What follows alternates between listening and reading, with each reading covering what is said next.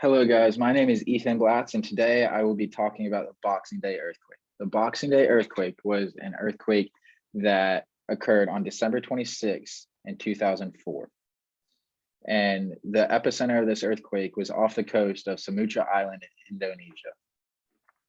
The magnitude of this earthquake was a 9.1, one of the world's largest, and it lasted for 10 minutes. And the reason it's a 9.1, it falls into the classification of a megathrust earthquake. A megathrust earthquake is a very large earthquake, as you'll see later on in the aftermath of this earthquake.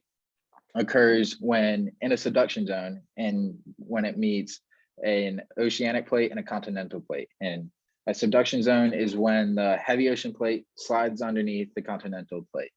And this continental plate, it ruptured a 900-mile stretch of the fault line. And the fault line that it occurred on, obviously, is the Indian and Australian tectonic plates. And a megathrust earthquake is the largest classification of the earthquakes that we have known. And a megathrust fault line can only occur underwater. So this earthquake lasted for 10 minutes, guys. The average earthquake only lasts for 2 to 3 minutes. And it created a rise in the sea floor of 40 meters. That's almost half of a football field, guys. Half of a football field. That's the sea level floor change that it had. This created 100-foot waves. And after 20 minutes, those 100-foot waves hit Bondi and caused 100,000 deaths within 20 minutes, guys. 100,000 deaths. 100-foot waves facing you. What are you going to do? There's not much you can do. And then it also created winds of 500 miles per hour. And these winds hit the coast of Phang Nga and Ukit, creating 5,400 deaths. And since it was Christmas time, 2,000 of these deaths were tourists, guys. That's insane. Within 20 minutes, you had 105,400 deaths. It's extreme. And after 60 minutes, the waves reached the coast and traveled inland. These waves, 100-foot waves, guys, just barreling over buildings, folding them like cardboard, destroying plantations, destroying everything in its way, especially with the winds. They rip them up out of the ground. And these waves reached Chennai and caused 10,000 deaths right off the bat. And the men were lucky because they were on a fishing trip. Most of the men in this city were on a fishing trip. So the waves in this tsunami only killed mostly women and children. And next, it reached Sri Lanka around the same time it reached Cheyenne, and it caused 30,000 deaths right off the bat.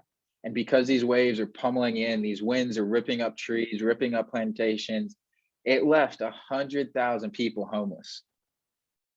And then 8 hours later, 8 hours after the 10-minute earthquake, these winds and these waves reached South Africa, which is 5,000 miles away, guys. This is absolutely insane. One of the world's largest earthquakes that we've ever had. All right. And that was pretty much it. But look at the devastation after this. This is Indonesia. This is the coast of Indonesia. Look at all of these houses in here. They're just all gone. The shoreline is gone. And then Sri Lanka, look at these waves that hit it. Like you can see water all the way inland. This is before the earthquake and the tsunami. This is after. Look at all those waves, all that water in there, and it reaches all the way past this picture. And then next we take a look at Bondoc, and you can see it's a beautiful city before the tsunami hit.